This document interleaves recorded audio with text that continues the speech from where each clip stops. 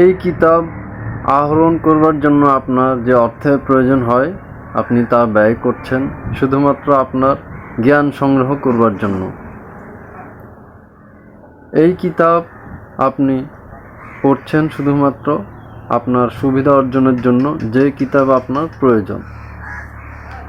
তাই বলে আপনার কি সকল কিতাব থেকে জ্ঞান অর্জন করা প্রয়োজন?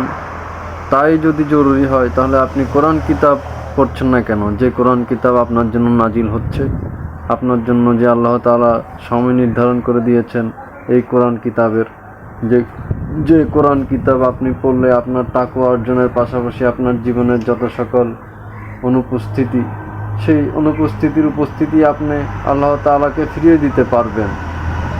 আপনি কিভাবে এই তাকওয়া অর্জন করা থেকে বিরত থাকছেন? আসুন নিয়মিত তাকওয়া অর্জন করি, যে তাকওয়া অর্জন করলে আল্লাহ তাআলা আপনার সকল বিষয়ের উপর, সকল ওসিলার উপর নিয়ামত ফজিলত আদায় করতে সাহায্য করবে। এবং আল্লাহ তাআলার কাছে কি নেই যে আমি তাকওয়া অর্জন করলে পাবো না, কিংবা তাকওয়া না অর্জন করলে পাবো না, কিংবা সালাত কায়েম না করলে পাবো না। আমার তো সকল কিছু আছে, তারপরে আমি কেন কিতাব অর্জন করব না? কিতাব নাজিল হলে আমার উপর আমি কিতাব আল্লাহ তাআলার কাছে পেশ করব না? যেখানে আমরা কোরবান পেশ করি সকল কিছুর জন্য, সকল সময়, যে সময় আমাদেরকে আল্লাহ তাআলা কোরবান পেশ করতে বলে সেই সময় কি আমরা আমাদের কিতাব পেশ করি? আমাদেরকে যখন বলবে কিতাব পেশ করতে তখন আমরা আমাদের কিতাব, যে কিতাবের উপরে আমাদের কোরআন নাজিল হয়েছে, সেই কোরআন কিতাব আমরা আল্লাহ তাআলার কাছে এমনভাবে পেশ করব যে কোরআন থেকে আমরা শিক্ষা অর্জন করেছি আমাদের আমলনামার হিসাব, যে হিসাব আমাদের ডান হাতে আল্লাহ তাআলা তুলে দিবেন, যে হিসাব আমাদের ডান হাত থেকে বাম হাতে, কিংবা যে হিসাব আমাদের ডান হাতের হিসাব আমাদের ইমামের কাছে পৌঁছিয়ে দিতে হবে এবং পেশ করতে হবে, পাঠ করতে হবে আল্লাহ তাআলার জন্য। যে হিসাব আল্লাহ তাআলা গ্রহণ করলে আমরা সন্তুষ্টি অর্জন করব আল্লাহর কাছ থেকে, এবং আল্লাহ তাআলা আমাদের কাছ থেকে সন্তুষ্টি অর্জন করবেন শুধুমাত্র পরকালের সুনির্ধারিত সংবর্ধনা এবং সুনির্ধারিত চিরজীবী স্থায়ী জায়গার জন্য, যে পরকালে আমরা বসবাস করব আজীবন, যেখানে আমাদের কোনো মৃত্যু নেই, যেখানে আমাদের কোনো কিছুর অভাব থাকবে না। যা আমরা এখানে থাকতে আমাদের অসুবিধা হতো তা আমরা আল্লাহর কাছ থেকে চেয়ে নিতাম, যে চাওয়াটা আমরা আল্লাহর কাছ থেকে পরকালে যে পাবো, যে পরকালে গেলে আমাদের কোনো কিছুর অভাব হবে না। সেই পরকালের জন্য আমরা কিতাব পড়ব, সেই অসুবিধাগুলো থেকে সুবিধা পাওয়ার জন্য আমরা কিতাব পড়ব, সেই জায়গাগুলো পূরণ করার জন্য আমরা কিতাব পড়ব, যে কিতাবটা আমাদের জরুরিভাবে হোক কিংবা পর্যায়ক্রমিকভাবে হোক পড়ার প্রয়োজন।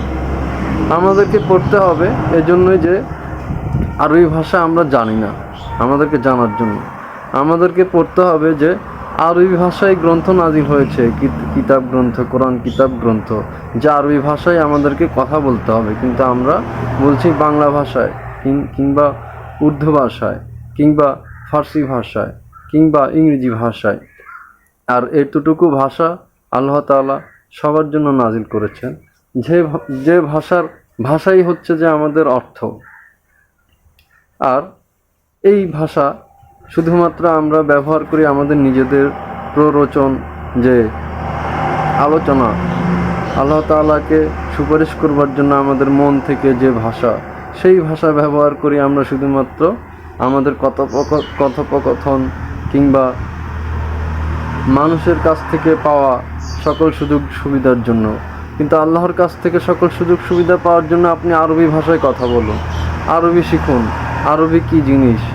আরবি হচ্ছে অন্যরকম জিনিস, যে আরবি ভাষায় আল্লাহ তাআলা আমাদেরকে চিনে, যে আরবি ভাষায় আমাদেরকে চিনতে হবে। সকল নবীগণ আরবি ভাষায় কথা বলেন, কিন্তু কোনো কবি আরবি ভাষায় কথা বলে না, কেননা নবীরা কখনো কবিদের মতো কথা বলেনি।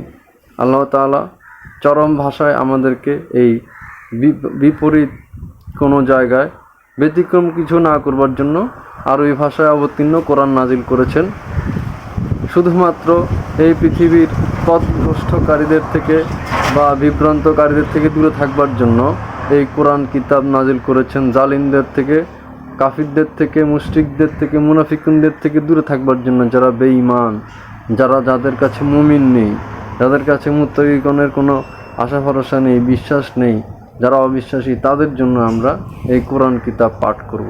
কেননা আমাদের এতেই সুবিধা, এতেই আমাদের প্রাপ্য। আর এতটুকুই করতে হবে। আপনি দালান কোঠা বানাবেন, এতে হয় না। আপনি সাথে কোরআন পাঠ করবেন না, এতে হয় না। আপনি সাথে সব কিছু করবেন যা আল্লাহ তাআলা বলেছেন। আল্লাহ তাআলা যেসব কিছু বলেছেন তাই করুন। নবী রাসূলগণ শুধু আল্লাহ তাআলার উপেক্ষা করে কিংবা আল্লাহ তাআলার অপেক্ষা করে কিংবা আল্লাহ তাআলার উসিলায় আল্লাহ তাআলার বার্তাই পেশ করছেন, কিন্তু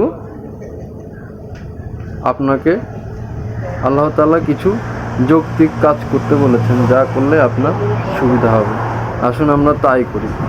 ধন্যবাদ সবাইকে। সবাই ভালো থাকবেন, সুস্থ থাকবেন। আল্লাহ হাফেজ।